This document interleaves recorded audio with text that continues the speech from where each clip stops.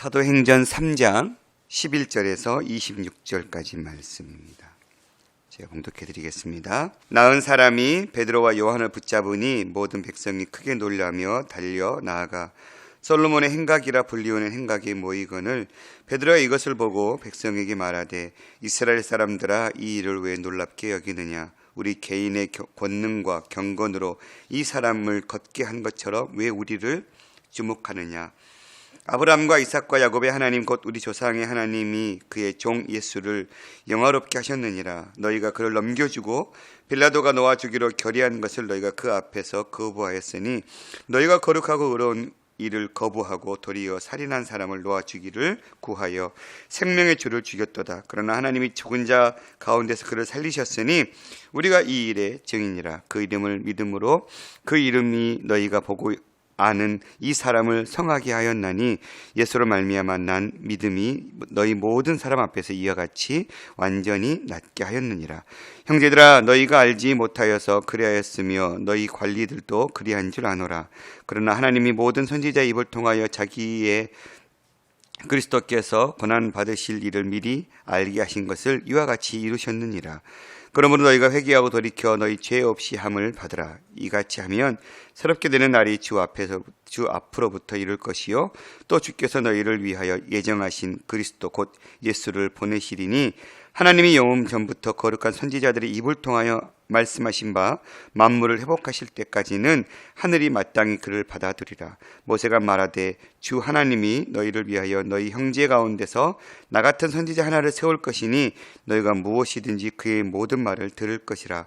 누구든지 그 선지자의 말을 듣지 아니하는 자는 백성 중에서 멸망받으려 하였고 또한 사무엘 때부터 이어 말한 모든 선지자도 이 때를 가리켜 말하였느니라. 너희는 선지자들의 자손이요 또 하나님이 너희 조상과 더불어 세우신 언약의 자손이라.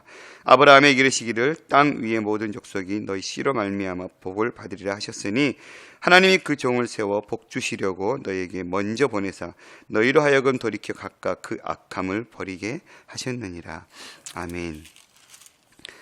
오늘 사도행전 3장 11절은 베드로와 요한이 제9시 시간에 3장 1절에 보면 성전에 기도하러 올라가다가 나무에서부터 못 걷게 된 그 사람을 치유하게 되면서 일어난 사건입니다. 오랜 시간 동안 40여 년 동안 누워 있었던 걷지 못했던 그를 고쳐주니 사람들은 굉장히 놀랄 수밖에 없었겠지요. 그래서 나은 사람이 베드로와 요한을 붙잡았습니다. 그랬더니 모든 백성이 또 크게 놀라고 달려 나아가 솔로몬의 행각이라 불리우는 곳에서 모였습니다.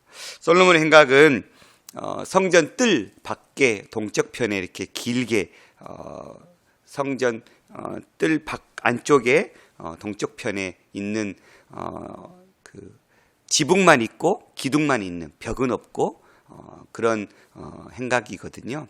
거기에 보통 사람들이 모여서 말씀을 강론하고 이야기하는 그런 장소로 쓰였던 곳입니다.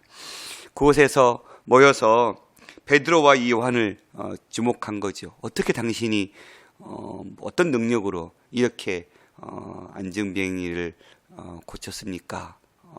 무엇 때문입니까? 참 대단합니다. 이런 마음이었겠죠. 베드로는 그것을 간파했습니다. 그리고는 그들에게 왜 놀랍게 여기느냐, 이것이 우리 개인의 권능과 경건으로 이 사람을 걷게 한 것처럼 왜 우리를 주목하느냐라고 얘기했죠. 베드로와 요한은 예수님의 능력으로 또 성령의 충만한 그 권능으로 이 일을 이루신 거죠. 그것을 분명히 알고 있었고 그것을 깨닫지 못한 백성들에게 이것은 우리의 권능이 아니라 우리를 보내신 성령의 능력 안에서 우리가 이것을 행한 것이다라고 수정해 주고 있는 것입니다. 어찌 보면 참 대단한 것 같아요. 당연히 우리에게 이러한 능력이 있고 이런 능력을 행했을 때 우리를 바라보는 시선을 우리는 즐기기를 좋아하죠. 내가 그랬습니다. 내가 그러한 능력이 있는 종입니다. 아마 저에게 이런 능력이 있다면 저는 이미 아마 하늘 꼭대기에 올라 있을지 모르겠습니다. 그러나 베드로는 분명하게 그의 능력의 근원이 어디서부터 출발되었고 그가 행한 것이 무엇인지를 꿰뚫고 있었습니다. 자기에게 있는 능력이 아니라 성령의 권능으로 이것이 이루어진 사건임을, 그래서 자기는 그저 하나님의 능력이 흘러가는 통로일 뿐임을 바라봤던 것이지요.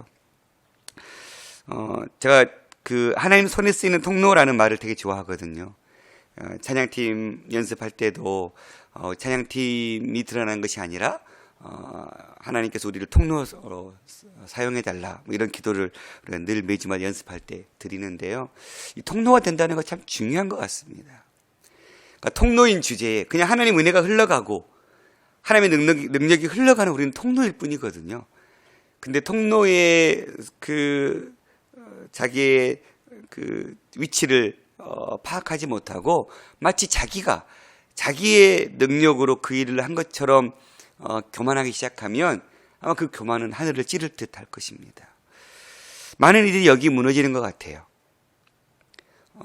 우리 7, 80년대부터 기도원의 원장님들, 좀 능력 있다 하시는 분들 보면 그것을 통해서 자기 사회를 채우는 그런 분들이 되게 많아서 선한 영향력보다는 되게 좋지 않는 이미지를 많이 가져오게 만들었죠. 뭐 그것이 기도원 원장뿐이겠습니까? 많은 목회자들이 여기에 무너지는 것 같아요. 특히 나이가 들면서 더 이러한 위험성에 빠져 있는 것 같습니다. 특히 능력 있고 큰 교회를 세우고 뭔가 어떤 큰 업적을 세웠다고 생각할 때는 모두 다 이런 유혹들에 빠져나가는 것 같아요. 저와 여러분이 하나님의 통로임을 잊지 않았으면 좋겠습니다. 우리를 통해서 일하시기를 기뻐하시는 하나님. 누가 그런 표현을 했어요. 하나님은 손과 발이 없다. 맞는 것 같아요. 하나님은 손과 발이 없으십니다. 그래서 우리를 통해서 일하시기를 원하시지요. 하나님 당신께서 직접적으로 일하시지 않으시지요. 손과 발이 없기 때문에. 그래서 우리를 손으로 세우시고 우리를 발로 세우시는 것이죠. 그래서 우리를 통해서 하나님의 은혜와 역사가 흘러가고 나타나게 하시는데, 그러면 결국 우리는 하나님의 손과 발일 뿐인데 마치 우리가 하나님의 권능을 쥐고 우리 능력으로 한 것처럼 착각하는 것은 큰 오류에 빠진 모습인 것 같습니다. 베드로는 그것을 지적해주고 있습니다. 그러면서 13절 14절은 이들이 어떤 죄를 범했는지를 얘기하고 있는데 그 유대인들의 잘못을 지적하고 있습니다. 그 종 예수를 너희들이 넘겨주고 빌라도가 놓아주기로 했지만 너희들이 오히려 거부했고 너희가 거룩하고 의로운 일을 도리어 거부하고 살인한 사람을 놓아주기로 작정한 것이다 라고 그들의 잘못을 이야기해 주죠. 그러나 하나님은 어떻게 하셨습니까? 생명의 주를 죽였지만 그 죽은 자 가운데서 그를 살리셨고 우리가 이 일의 증인이다 라고 베드로는 많은 사람들이 자신을 바라보고 있는 그 시선을 다 모아서 누구를 바라보게 하고 있습니까? 예수 그리스도를 바라보게 하고 있습니다. 그래서 그 이름을 믿음으로 그 이름이 너희가 보고 아는 이 사람을 성하게 했다. 우리의 능력이 아니다. 그러니 우리를 바라보지 말고 우리는 그저 통로일 뿐이니 이 일을 행하신 근본적인 이이신 예수 그리스도를 너희들이 바라봐라. 예수로 말미암아 난 믿음이 너희 모든 사람 앞에서 이같이 완전히 낫게 했다. 너희도 이와 같이 예수 그리스도를 믿는 믿음만 있으면 이보다 능한 일들도 감당할 수 있다라는 권면의 말씀이겠죠. 그러니 우리와 같은 인간을 바라보지 말고 우리와 같은 인간도 사용하시는 하나님을 너희들이 진정으로 바라봐야 된다라고 바르게 교정해주고 있는 모습을 볼 수 있습니다. 17절부터 21절까지는 베드로의 어떤 설득과 복음 제시가 이루어지고 있는데요. 구체적으로 형제들아 너희가 이제 알지 못하여서 그리하였으며 너희 관리들도 그리했다. 너희가 예수를 팔았지만 그것이 너희들 계획 속에서 한 것처럼 보이지만 그런 너희들이 온전히 알지 못했기 때문이다. 그러나 하나님이 모든 선지자의 입을 통하여 자기의 그리스도께서 고난받으실 일을 미리 알게 하신 것을 이같이 이루셨느니라. 너희들은 알지 못해서 이 일을 행했지만 하나님은 이미 이러한 계획이 우리에게 주어진 것이었다. 하나님은 창세 전부터 우리를 살리시기 위한 이 계획 속에서 지금 이루어 가신 것이었고, 예수 그리스도도 온전히 하나님의 뜻에 이 모든 초점을 맞추고 공생의 삶을 살았고 십자가를 짊어지는 그 사건들을 감당했다라고 이야기하고 있습니다. 한순간의 뜻으로 이루어진 것이 아니라 하나님께서 세우신 그 철저한 계획대로, 그리고 그 계획에 순종한 예수 그리스도의 그 순종으로 인해서 이 모든 일들이 이루어졌다. 그러니 너희가 회개하고 돌이켜 너희 죄 없이 함을 받으라. 그리하면 새롭게 되는 날이 주 앞에부터 이를 것이다. 이 복음을 깨달으면 하나님이 나를 살리기 위해서 창세 전부터 이 일을 계획하셨고, 나는 어리석어서 십자가의 예수를 못 박았지만 도리어 그 십자가의 죽으시면 나를 살리셨구나. 그것을 깨닫고 주 앞에 돌이키고 회개하면 그 예수로 말미암아 너희들에게 영원한 생명이 새롭게 부어질 것이다 라고. 그래서 주께서 너희를 위하여 예정하신 그리스도 곧 예수를 보내시고, 그리고 이 하나님께서 영원 전부터 거룩한 선지자들 입을 통하여 말씀하신 바 만물이 회복되실 때까지는 하늘이 마땅히 그를 받아들이라. 이미 예수님은 하늘에 올라가셨고, 때가 되면 하나님께서 이제 다시 보내실 것을 이야기하고 있는 것이죠. 베드로는 참 멋진 인생 같아요. 어찌 보면 실패한 인생처럼 마지막을 치닫다가 결국은 다시 또 인생의 마지막에서 하나님 예수 그리스도로 말미암아 다시 그 사랑을 회복하고, 그리고 그 사랑을 깨닫고 난 이후에 정말 완전히 180도의 바뀐 삶을 우리에게 보여주고 있습니다. 부활하신 예수님 만나기 전에 베드로의 모습은 정말 혈기왕성한 그냥 사내의 모습, 그 이상 그 이하도 아니었거든요. 근데 부활하신 주님을 만나고 난 이후의 베드로의 모습은 정말 복음에 사로잡힌 자의 모습을 온전히 우리에게 보여주고 있습니다. 어떻게 해서든지 할 수만 있으면 그들에게 복음을 전하기 위해 애쓰고 있는 모습, 그리고 그가 무엇을 전하고 있는지, 그가 믿는 것이 무엇인지, 그의 능력의 근원이 어디에서부터 출발되고 있는지 정말 흠잡을 수 있는 모습이 전혀 보이지 않는, 베드로의 설교를 계속 사도행전을 통해서 보면서 그는 누구를 전해야 될지, 무엇을 전해야 될지 분명히 알고 전하고 있고, 그가 믿고 있는 믿음이 무엇인지를 분명하게 드러내고 있고, 그가 하나님 손에 쓰이는 그냥 도구, 통로일 뿐임을 그는 너무너무 잘 알고 이 일을 행하고 있다라는 것들을 깨닫게 됩니다. 우리도 이 베드로처럼 하나님 손에 쓰임받는 자들이 되기를 소망합니다. 마음껏 시원하게 쓰임받는, 쓸 수 있는, 우리 인간관계 속에서도 그렇잖아요. 누군가 일을 맡겼을 때 일을 잘해주는 사람이 있고, 늘 맡겨도 좀 맡기면서도 불안한 사람들이 있어요.